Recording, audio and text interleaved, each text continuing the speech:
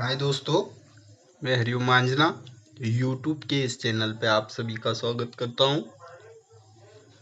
दोस्तों, प्रॉफिट और लॉस का आज हम लास्ट क्वेश्चन देखेंगे और साथ ही प्रॉफिट लॉस के अंतर्गत ही आता है छूट, क्योंकि जो ये छूट रहती है ये मिलती है हमारी किस पर। हमेशा हमें ध्यान रखना है कि छूट हमारी मार्क प्राइस यानी कि अंकित मूल्य पर मिलती है। उसको भी मैं आपको डिटेल में समझाऊंगा। उसके पहले हम ये एक क्वेश्चन देख लेते हैं, क्योंकि ये टाइप हमारा बच गया था। वैसे ये सर ये क्वेश्चन भी हम आसानी से कर लेंगे, पर क्या है, इस क्वेश्चन को हल करने के लिए थोड़ा सा हमें सोचना पड़ेगा कि इसको ऐसा क्यों जमाते हैं, है ना। उसके बाद यदि आप एक क्वेश्चन को हल करोगे तो इस टाइप का कोई भी क्वेश्चन आएगा तो आप आसानी से हल कर दोगे। प्रश्न है, कपड़ा व्यापारी खरीदते समय 1 मीटर के स्थान पर 125 सेंटीमीटर जबकि बेचते समय 1 मीटर की जगह 80 सेंटीमीटर नापता है। इसके साथ वह 20% की छूट भी देता है। उसका लाभ प्रतिशत ज्ञात कीजिए। इसमें छूट भी आ गया है, पर यह छूट नहीं, एक तरह की हानि है ना। इसको हमें ये इसीलिए मैंने लिखा है कि इसकी जगह पे यदि हानि भी आ जाएगी तो भी हमको इसको ऐसे ही हल करना पड़ेगा। इसके साथ वहाँ 20% की हानि भी देता है, मतलब उसको बेचते समय हानि भी हो जाती है, तो लाभ प्रतिशत ज्ञात कीजिए। ऐसा क्वेश्चन है वो। छूट भी आ जाए तो भी हमको ऐसे ही हल करना है ना। तो अब देखना है सीपी और एसपी, यानी कि एक कपड़ा व्यापारी खरीदते समय 1 मीटर यानी कि 100 सेंटीमीटर होता है। 1 मीटर बराबर 100 सेंटीमीटर होता है। 100 सेंटीमीटर के स्थान पर 125 सेंटीमीटर खरीद लेता है। मतलब 100 सेंटीमीटर की जगह पे 125 सेंटीमीटर खरीद लेता है, यानी कि 100 सेंटीमीटर का तो वो क्या करता है, 100 सेंटीमीटर के तो वो पैसे देता है। 100 सेंटीमीटर के वो पैसे दे के आता है, पर 125 सेंटीमीटर वो ले लेता है। तो कहने का मतलब, अपने रिस्पेक्ट में सोचो कि अपन एक व्यापारी है। मान लो कि मैं एक व्यापारी हूँ। तो मैं कुछ सामान खरीदने के लिए गया। अब मैंने 100 रुपए की कोई वस्तु थी वो खरीदी, मतलब मैंने 100 पेन खरीदे, है ना। यदि मैंने 100 पेन खरीदे और मैंने जो दुकानदार है, मतलब जिससे खरीदने के लिए गया, उससे बोला कि भैया तू तो यार 100 मेरे को नहीं लेनी, तू तो मेरे को इतने ही रुपए में 125 वस्तु दे दे, ठीक है। तो वो 125 वस्तु दे देगा। तो जब मैं भी एक व्यापारी हूँ, मतलब जायज़ बात ये है कि मैं अब उस वस्तु को घर पे आके बेचूंगा। तो जब मेरे यहाँ कोई दूसरा व्यक्ति खरीदने के लिए आएगा तो मैं उसको थोड़ी ना बताऊंगा कि मैंने 125 वस्तु खरीद ली है 100 रुपये में। मैं तो उनको ये बताऊंगा कि 100 रुपये में 100 वस्तु खरीदी है। तो कहने का मतलब, मुझे 25 वस्तु का लाभ हो रहा है। तो लाभ हो रहा है तो क्रय मूल्य से अधिक रहता है लाभ।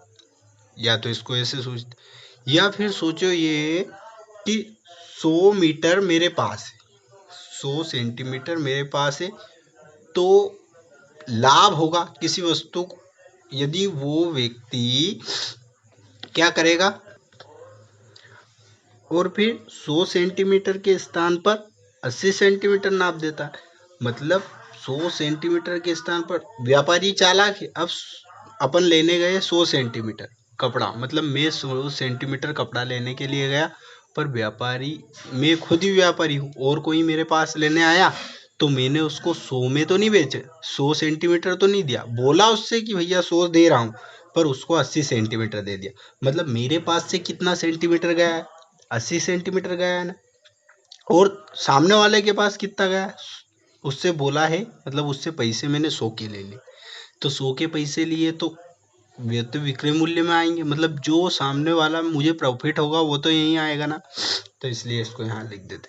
फिर 20% की छूट दे देता है, मतलब ये उसकी हानि हो रही, तो 20% को हम क्या लिखते हैं, 1/5 लिखते हैं। 1/5 लिखते हैं, 5 की वस्तु को 4 रुपए में बेच देता है। तो अब देखो सक्सेसिव है, यानी कि एक ही व्यक्ति पे या तो ये सब चीज हो रही हो, या एक व्यक्ति या एक ही वस्तु पे बाकी लोग खरीदते हैं बेचते हैं, या तो एक वस्तु हो या एक व्यक्ति हो तो सक्सेसिव लगता है। तो सक्सेसिव में ये बराबर ये होता है, मतलब 100 से 100 कट जाएगा, और 50 25 तो ये 25 हो जाएगा, और 4 दूना 8 यानी कि 20, यानी कि ये हो जाएगा 20 और ये हो जाएगा 25। तो हमें 5 का लाभ हो रहा है, किस पे हो रहा है, 20 पे हो रहा है, इंटू 100, 20 से 5 100 और 50 25 यानी कि 25% का हमारा लाभ होगा।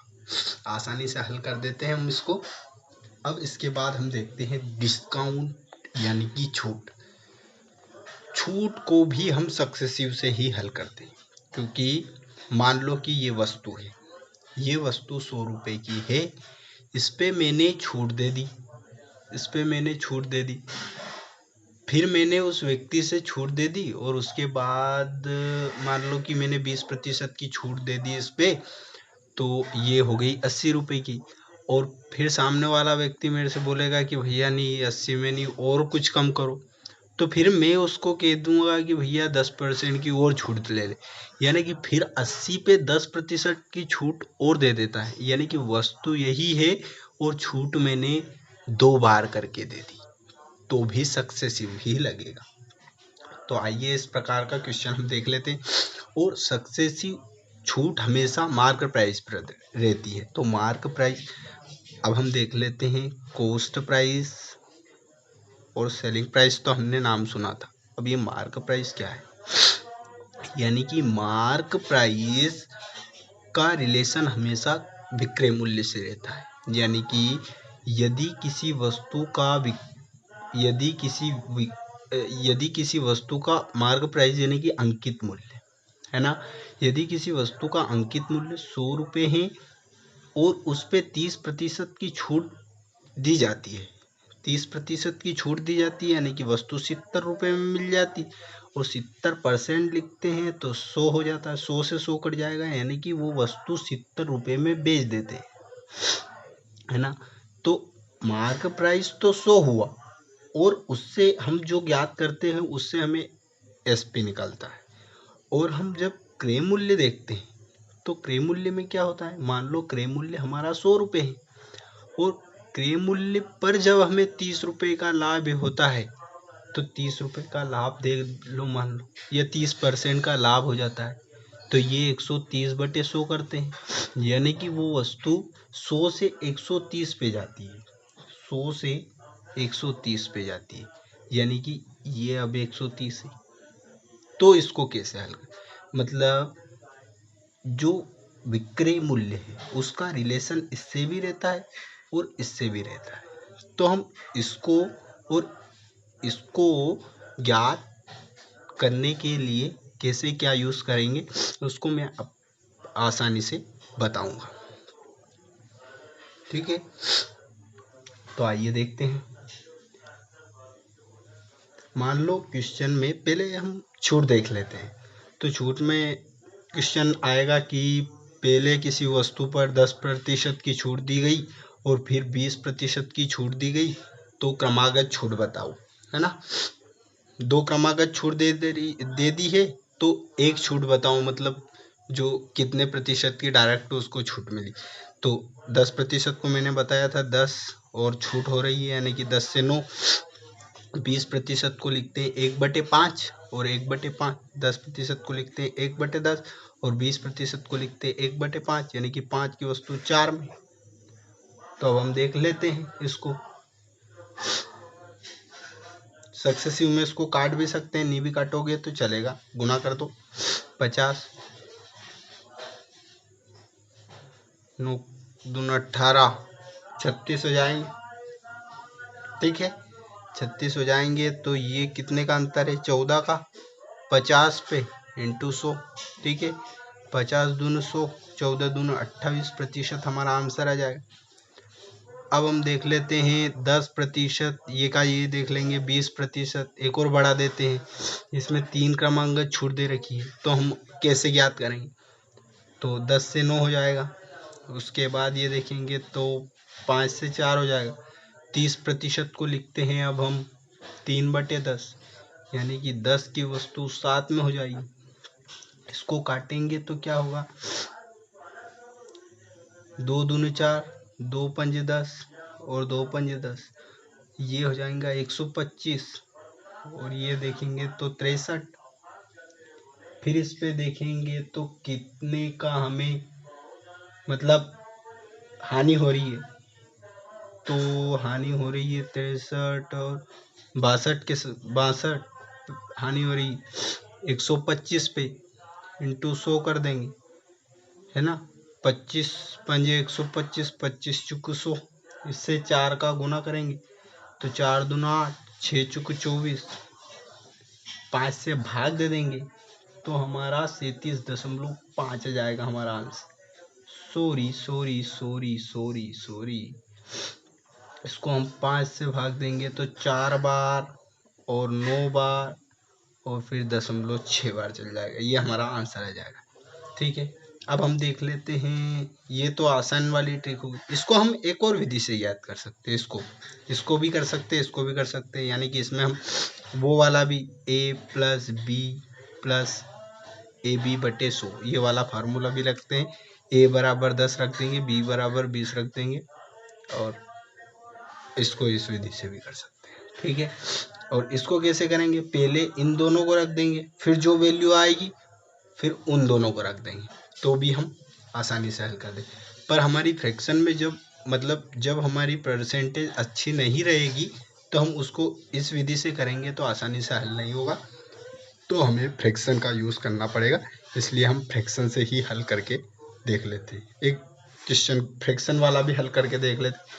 मान लो कि 14 से ही 2/7% मान लो, 16 से ही 2/3% और 12 से ही 1/2%, ये क्रमागत है, तो एक छूट बताओ, है ना, ऐसा क्वेश्चन आएगा।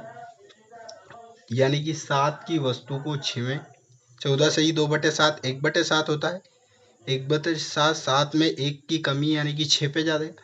16 से ही 2/3 1/6 होता है, 6 पे 1 की कमी यानी कि 5 होता है। ठीक है, उसके बाद हम देखते हैं 12 से ही 1/2 1/8 होता है, 8 पे 1 की कमी यानी कि 7 होता है, यानी कि 8 से 7 ऐसे ये हल करना है हमें।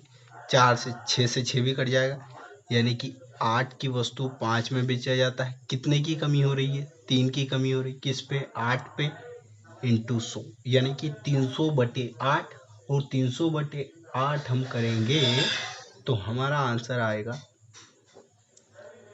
25 चुक 100 और ये 2, और ये हो जाएगा 75/2, यानी कि 35 दूनी 70 से 7 दूनी 14, 37.5 हमारा आंसर आ जाएगा। ठीक है, इसको हम ऐसे भी हल कर सकते हैं, बड़ी आसानी से हल हो जाएगा दोस्तों। अब हम दूसरा क्वेश्चन देखेंगे।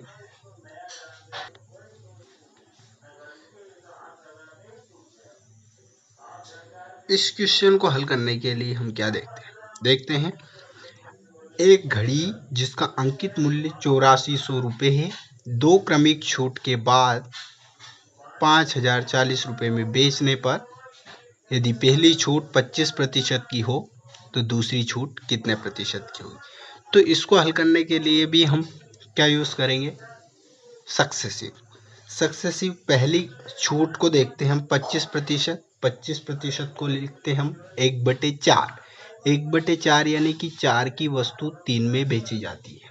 ठीक है, फिर उसके बाद दूसरी छूट हमें ज्ञात करनी है, यानी कि दूसरी छूट x से y ये मान लो अपने को, और अंकित मूल्य कितना हो जाता है, 8400 से 5040 हो जाता है, 0 से 0 कट गया, यानी कि इन दोनों को यदि हम काटेंगे तो क्या आएगा, 70 और 42 और 35, 21 और 5 सत्ते 35, 7 21, 4 बार और 3 बार 35 और 28, 35 और 28 आ जाएगा, तो 7 पंजे 35 और 7 21, 7 चौक 28, ये आ जाएगा। ये हमारा फिक्सन वैल्यू में आएगा। ये इसको काटेंगे तो ये अनुपात में ये आएगा। अब इसको ज्ञात करने के लिए हम क्या करेंगे, ये और ये निकालने के लिए या तो इसका गुणा इससे और इसका गुणा इससे कर दो, या फिर इसका भाग इसमें लगा दो और इसका भाग इसमें लगा दो। तो ये कर देंगे तो आसानी से हल हो जाएगा। यानी कि 4 चुक 16, 4 चुक 16 और 5 3 15, यानी कि 15:16। तो कितने का प्रॉफिट हो रहा है, कितने का प्रॉफिट हो रहा है, सॉरी 5:4 है। ये 5:4 है, क्योंकि इसको जब काटेंगे, और इसको मैं नीचे भी ले आया था जब मैंने अभी काटा तो ये 5:4 होगा। यानी कि 5 की वस्तु 1 की कमी हो रही है, किस पर, 5 पे इंटू 100। आप सोच रहे होंगे कि मैंने जल्दी जल्दी में जब काटा था तो उसको नीचे रख के पहले मैंने काट दिया था इसको नीचे लाके, तो इसलिए 35:28 आया। यानी कि ये जो 4 है इसका 4 का गुना मैंने पहले ही इसमें कर दिया था और 3 का गुना इसमें पहले ही कर दिया था। आपको यदि समझ में नहीं आ रहा है तो आप इसका गुना इसमें कर दे, इसका गुना इसमें कर दे, तो इन दोनों का अनुपात ये निकल के आ जाएगा और हमारा आंसर 20% हमारा आंसर आ जाएगा। अब हम दूसरा क्वेश्चन देखते हैं। एक दुकानदार एक मेज को 20% की छूट पर बेचकर 60% का लाभ कमाना चाहता है। यदि वह मेज को 40% की छूट पर बेचता तो नया लाभ ज्ञात कीजिए। तो इस क्वेश्चन को ज्ञात करने के लिए हम क्या करते हैं, देखते हैं। छूट किस पे देते हैं, हमेशा ये ध्यान रखो, छूट हम देते हैं मार्क प्राइस पे। यानी कि मार्क प्राइस इंटू कितने प्रतिशत की छूट दे रखी, 80% की, बराबर क्रय मूल्य विक्रय मूल्य आता है, यानी कि बराबर विक्रय मूल्य लिख देंगे। फिर हम बराबर लगाएंगे और लाभ हम किस पे ज्ञात करते हैं, क्रय मूल्य पर। यानी कि क्रय मूल्य का लाभ करते हैं 60% का, तो 160%। अब इसके बराबर भी एसपी है, क्योंकि ये इंटू ये बराबर एसपी होता है और ये इंटू ये बराबर भी एसपी होता है। यानी कि मार्क प्राइस इंटू प्रतिशत या छूट बराबर विक्रय मूल्य, और क्रय मूल्य प्लस इंटू लाभ बराबर भी विक्रय मूल्य होता है। यानी कि दोनों वस्तु को हम बराबर कर सकते हैं, इसको और इसको, और इन दोनों वस्तुओं को जब हम बराबर करेंगे तो मार्क प्राइस वहीं का वहीं रहेगा, क्रय मूल्य नीचे आ जाएगा। यानी कि मार्क प्राइस इंटू सीपी बराबर ये 160 यहीं का यहीं रहेगा, और ये जो गुना वाला है ये नीचे आ जाएगा। यानी कि हमारी मार्क प्राइस 160 है, हमारा क्रय मूल्य 80 है, तो मार्क प्राइस और ये हमारा क्रय मूल्य हो जाएगा। यानी कि 160 और 80, इसको हम यही भी कर सकते हैं पर मैंने यहाँ अलग अलग इसलिए लिख दिया। अब हम देखते हैं ये जो है इसको हम डायरेक्ट कैसे लिखते हैं। हमें देखना है कि 20% की छूट, यानी कि हम छूट किस पर देते हैं, मार्क प्राइस पे। तो मार्क प्राइस पे हम छूट देते हैं ना, तो उसको क्रय मूल्य के बराबर लिख दो। यानी कि जो छूट है ना उस छूट को हम क्रय मूल्य के बराबर लिख देते हैं। और जो हमारा लाभ आ रहा है ना, लाभ हम किस पे ज्ञात करते हैं, क्रय मूल्य पर ज्ञात करते हैं ना, तो उसको हम मार्क प्राइस के सामने लिख देंगे। तो ये मार्क प्राइस के सामने, तो इन दोनों का रेशियो हम डायरेक्ट ज्ञात कर सकते हैं। ऐसे हम डायरेक्ट एक लाइन में भी आंसर ज्ञात कर सकते हैं, पर मैंने ये आपको बेसिक से बताया पहले, ताकि आपको यदि ये भूल भी जाओ तो इससे आप आसानी से ऐसे निकाल सकते हो। ठीक है। उसके बाद क्या बोला गया, यदि मेज को 40% की छूट, अब देखो छूट किस पे दे रहा है, छूट किस पे मिलती है, मार्क प्राइस पे मिलती है, यानी कि ये मार्क प्राइस है। कितने प्रतिशत की छूट दे रखा है, 40% की छूट। 40% की छूट देंगे तो कितने पे पहुंचेगा, 60% पे पहुंचेगा, यानी कि 100 माइनस 40%, ऐसा तो निकाल सकते हो ना। उसके बाद देखते हैं आप, तो 16 चुक 64, 16 छंग 96, यानी कि 96 रुपये में बेचता है। जब मार्क प्राइस इंटू छूट करते हैं तो हमारा एसपी निकल के आता है, एसपी। और खरीदा कितने पे गया, 80 पे, और बेचा कितने पे गया, 96 पे, यानी कि 16 रुपए का अभी भी उसको प्रॉफिट हो रहा है। किस पे, 80 पे हो रहा है।